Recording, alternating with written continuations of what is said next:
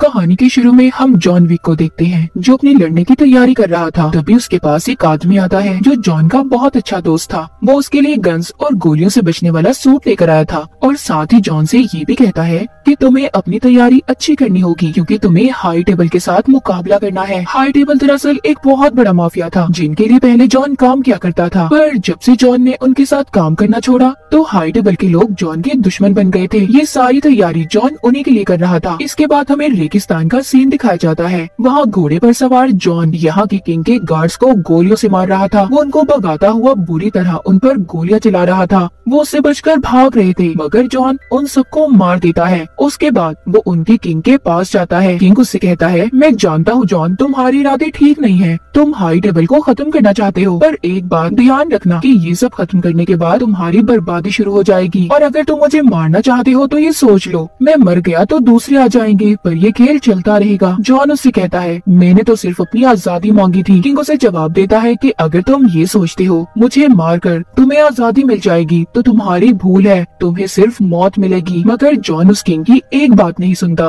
और उसके सर पर गोली मारकर उसे मार देता है। इसके बाद सीन शिफ्ट होता है न्यूयॉर्क में जहाँ पर हम एक होटल को देखते हैं। वहाँ होटल के मैनेजर के पास एक आदमी आता है जिसकी एक उंगली कटी हुई थी। वो आदमी हाई टेबल से खास मैसेज लेकर आया था। अब मैनेजर उसे अपने मालिक के पास लेकर जाता है जिसका नाम विंस्टन था। वो आदमी विंस्टन के सामने एक रेत की घड़ी रखता है और कहता है कि हमारे किंग के मरने के बाद सब कुछ हमारे बॉस मार्कस का है, वो जल्द ही तुमसे मिलना चाहते हैं। अब विंस्टन अपने मैनेजर को लेकर मार्कस से मिलने एक बहुत बड़ी बिल्डिंग में जाता है। यहाँ पर मार्कस ने विंस्टन को इसलिए बुलाया था क्योंकि बहुत वक्त पहले उसने जॉन को उसे मारने का कहा था। वो विंस्टन से पूछता है, मैंने तो तुम्हें जॉन को मारने का कहा था, तो वो अभी तक जिंदा कैसे है? विंस्टन कहता है, पता नहीं, पर मैंने तो उसे मार दिया था। मार्कस कहता है, हाँ, वो अभी तक जिंदा है क्योंकि उसने हमारे किंग को मार दिया है और वो और भी हमारे हाई टेबल के लोगों के पीछे है। तुमने विंस्टन हमारे साथ धोखा किया है और इसकी सजा तुम्हें जरूर मिलेगी। इतना कहकर उस घड़ी में जैसे ही वक्त पूरा होता है जो मार्कस ने होटल में अपने आदमी के हाथ भिजवाई थी, होटल में बहुत बड़ा धमाका होता है। विंस्टन का पूरा होटल तबाह बर्बाद हो चुका था। मार्कस का गुस्सा अभी ठंडा नहीं हुआ था। वो विंस्टन के मैनेजर पर भी गोली चलाकर उसे मार देता है। आगे इस कहानी में हम एक लड़की को देखते हैं जो वायलिन बजा रही थी। उसके पास उसके डैड भी बैठे हुए थे जिनका नाम केन था। उनकी आंखें खराब थी, वो ठीक तरह से कुछ भी देख नहीं पाते थे। केन को भी मार्कस से मिलने का मैसेज मिलता है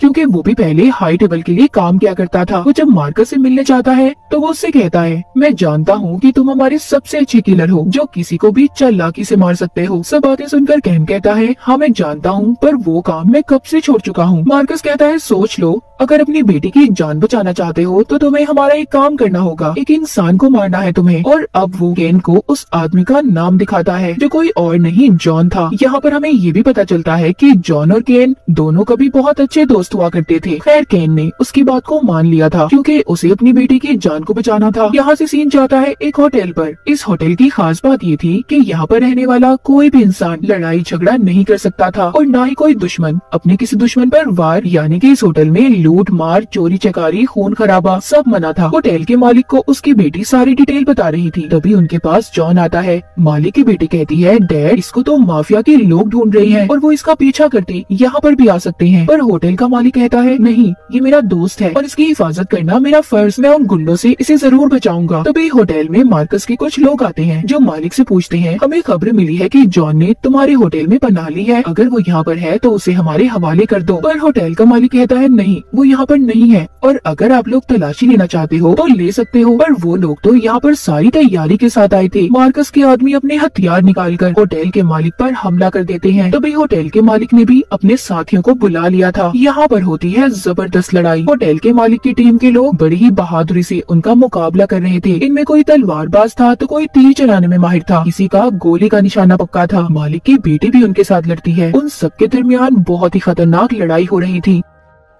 इसी बीच वहाँ पर जॉन भी आ जाता है। उसके हाथ में तो एक छोटी सी पेंसिल भी हथियार था। उसने आकर अपनी गन से मार्कस के सभी गुंडों को मार दिया था। मार्कस का आदमी जब ये देखता है कि वो हारने वाला है तो वो वहाँ पर कैन को भी अपनी मदद के लिए बुलाता है। होटल में कैन भी आ गया था जो कि आंखों से तो अंधा था, पर उसके पास लड़ाई करने के लिए बहुत से हथियार थे जो उसके खुद के बनाए हुए थे। जैसा कि उसके पास एक स्टिक थी, कोई भी जब उसके पास आता था तो वो वाइब्रेट होती थी। तभी यहाँ पर जॉन आ जाता है जिसका कैन को फौरन पता चल गया था। वो उसे मारने ही वाला था। इससे पहले कैन जॉन को मारता, यहाँ पर एक लालची आदमी आ जाता है जो जॉन के पीछे था, क्योंकि जॉन के ऊपर मार्कस ने उसे मारने का बहुत बड़ा इनाम रखा था। वो आदमी उसे कैन से बचा लेता है, पर अगर चाहता तो वो खुद मार सकता था, क्योंकि उसे तो पैसों की जरूरत थी। पर वो लालची आदमी ऐसा नहीं करता। वो इंतजार कर रहा था कि जब इनाम बढ़ेगा तभी वो जॉन को मारेगा। उधर होटल में होटल का मालिक और उसकी बेटी जब अपनी गुंडों से जान बचाकर भाग रही थी तो उन्हें कैन रोक लेता है। होटल का मालिक कहता है, तुम कैसे भूल गए? एक वक्त ऐसा था कि तुम, मैं, जॉन बहुत अच्छे दोस्त थे। तुम मेरी और जॉन की जान के पीछे कैसे पड़ सकते हो? जिस पर वो जवाब देता है कि प्लीज मुझे माफ कर दो, पर मुझे ऐसा करना ही होगा क्योंकि मेरी बेटी की जान खतरे में है। इतना कहकर वो उसे मार देता है। होटल के मालिक की बेटी यहाँ से अपनी जान बचाकर भाग गई थी और एक ट्रेन में पहुँच जाती है जिसमें जॉन भी था। यहाँ से इन दोनों की दोस्ती हो गई थी। दोबारा से हम विंस्टन को देखते हैं जो अपने खंडर बने होटल को देख रहा था जिसको मार्कस ने बॉम्ब से उड़ा दिया था। वहाँ पर जॉन का दोस्त भी आ जाता है जिसको हमने कहानी के शुरू में देखा था, जो उसे लड़ाई की तैयारी करवा रहा था। इन दोनों का मार्कस ने सब कुछ खत्म कर दिया था, तो इसीलिए ये दोनों भी अब एक साथ मिल गए थे, यानी कि ये भी अब मार्कस के दुश्मन थे। उधर दूसरी तरफ वही आदमी मार्कस से मिलने जाता है जो पैसों की लालच में जॉन को मारना चाहता था। उसके पास कैन भी बैठा था। यहाँ पर मार्कस का आदमी जब उसे बुलाने आता है तो कैन उस आदमी से कहता है, वो कहता है कि मार्कस से कोई भी डील करने से पहले अच्छी तरह सोच लेना। अब जब वो आदमी मार्कस से मिलने जाता है तो वो पूछता है कि तुम कौन हो? वो कहता है, कोई नहीं, बस बेनाम सा हूँ, बस जॉन के बारे में जानता हूँ, मुझे उसको मारने के लिए 25 मिलियन चाहिए। मैं तो ये भी जानता हूँ कि वो कहाँ पर है। मार्कस को उसके ऐसे जवाब पर गुस्सा आ गया था, इसीलिए वो उस आदमी के हाथ में चाकू मार देता है और उससे ये कहता है, अगर तुमने इस चाकू में से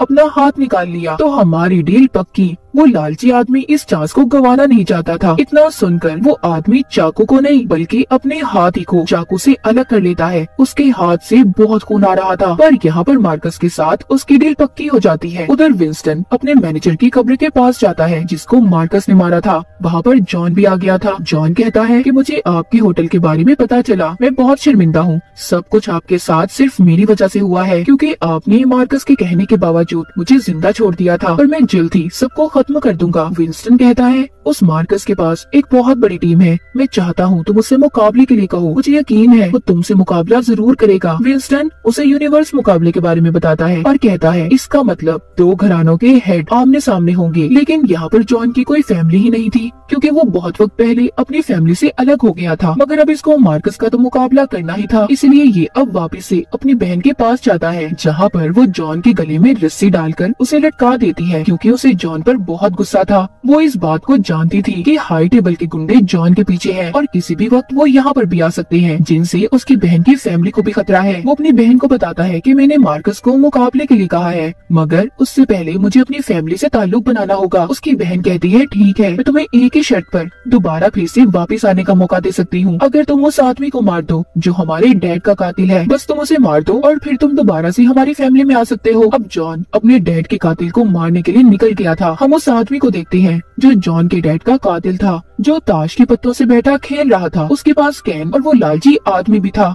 जिसने मार्कस से जॉन को मारने की डील की थी। वो दोनों जानते थे कि इस आदमी के पास जॉन जरूर आएगा, इसलिए वो पहले ही से वहाँ उसका इंतजार कर रहे थे। अब जब वहाँ पर जॉन आता है तो वो आदमी उससे कहता है जो उसके डैड का कातिल था, क्या बात है जॉन, इतने सारे तुम्हारे दुश्मन हैं, तुम्हें ये आदमी भी मारना चाहता है, तुम्हें कैन भी मारना चाहता है और तो और मैं भी मारना चाहता हूँ। चलो पहले गेम खेलते हैं। अब ये सभी यहाँ पर ताश के पत्ते खेलना शुरू होते हैं, जिनमें वो आदमी जीत गया था जो जॉन के डैड का कातिल था। जॉन उस आदमी का गला ताश के कार्ड से काट देता है। वो जब उससे अपनी जान बचाकर भाग रहा था तो जॉन उसके पीछे था। बार में डांस करते लोगों के दरमियान से जाते हुए जॉन कातिल के सभी आदमियों को मार देता है। जब बारी आती है उस आदमी की जो डैड का कातिल था, वो भी जॉन से कम थोड़ी था, वो भी उसे खूब मारता है, पर आखिर में जॉन ने उसे सीढ़ियों से धक्का दे दिया था, जिससे उसके सिर में चोट लगती है और वहीं पर उसकी मौत हो गई थी। निशानी के तौर पर जॉन ने उस आदमी के सोने के दांत को अपने पास रख लिया था ताकि अपनी बहन को दिखा सके कि उसने अपने डैड के कातिल को मार दिया है। ये सब देखने के बाद उसकी बहन ने भी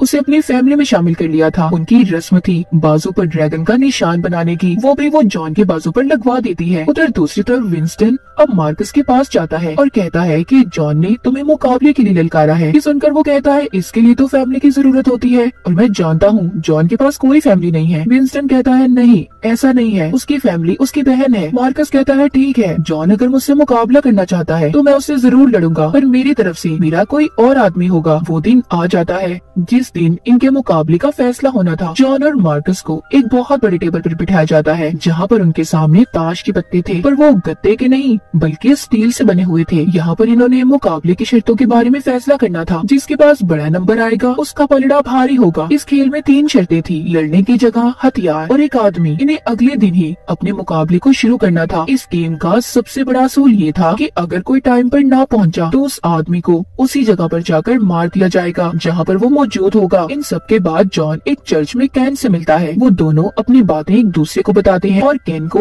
अपनी बेटी को बचाना था। दोनों ही मजबूर थे, इसलिए दोनों ये फैसला करते हैं कि दोनों ही अपना काम जरूर करेंगे। दूसरी तरफ मार्कस का आदमी उससे बात करता है, कहता है तुमने जॉन से मुकाबला करके अच्छा नहीं किया, क्योंकि मैं जानता हूँ वो तुम्हें किसी भी कीमत पर जीतने नहीं देगा। मार्कस सभी बातें सुनकर कहता है ऐसा तभी होगा ना जब वो मुकाबले के लिए आएगा, अगर वो ना आया तो। इतना कहकर वो अपने एक आदमी के पास जाता है और कहता है कि इस खबर को हर जगह फैला दो कि जो भी जॉन को मारेगा उसको बहुत बड़ा इनाम दिया जाएगा। उधर जॉन के पास उसका दोस्त आता है जो उसके मुकाबले के लिए एक गन और गोलियों से हिफाजती सूट लेकर आया था। अब क्योंकि हर जगह ये खबर फैल गई थी कि जो भी जॉन को मारेगा उसे बहुत बड़ा इनाम दिया जाएगा, तो शहर का हर छोटे से छोटा गुंडा अब जॉन के पीछे था। जॉन का सबसे बचना मुश्किल हो रहा था, पर वो अपनी जान बचाता गाड़ी में बैठकर सब पर गोलियां चला रहा था। वो वहीं पर बहुत से लोगों को मार भी देता है। ये सब कुछ दूर खड़े लालची आदमी और कैन भी देख रहे थे। जॉन अपनी जान बचाता एक बिल्डिंग में छुप गया था, मगर उधर भी मार्कस के आदमी आ जाते हैं जो उस पर लगातार हमले कर रहे थे। अब यहाँ पर लालची आदमी भी जॉन को मारने ही वाला था, क्योंकि उसे भी पता चल गया था कि जॉन के सर पर उसे मारने का बहुत बड़ा इनाम है। तभी उस आदमी के डॉग को जब मार्कस का आदमी मारने की कोशिश करता है तो जॉन वहाँ पर आकर उस लालची आदमी के डॉग को बचा लेता है। ये देखकर वो आदमी अब जॉन का दोस्त बन गया था। इन सबसे निकलकर जॉन आगे बढ़ता है। रात भी गुजर चुकी थी, अब सुबह होने वाली थी। जॉन को 200 सीढ़ियाँ चढ़कर पहाड़ी तक पहुँचना था जहाँ पर उसका मुकाबला होने वाला था। लेकिन यहाँ पर फिर से गुंडे आ जाते हैं जो जॉन को मार रहे थे। वो इतना थकने के बावजूद उनका मुकाबला करता है। इधर कैन और लालची आदमी भी उसकी मदद करने आते हैं। ये तीनों मिलकर उनका मुकाबला कर रहे थे। इतना सब कुछ देखने के बाद आखिरकार जॉन अपने मुकाबले के लिए पहुंच ही गया था। इस मुकाबले में कैन मार्कस की तरफ से लड़ने वाला था। इन्हें सबसे पहले गन्स दी जाती हैं और साथ ही ये भी बताया गया था कि पहली गोली इन्हें 30 फुट के फासले से चलानी होगी,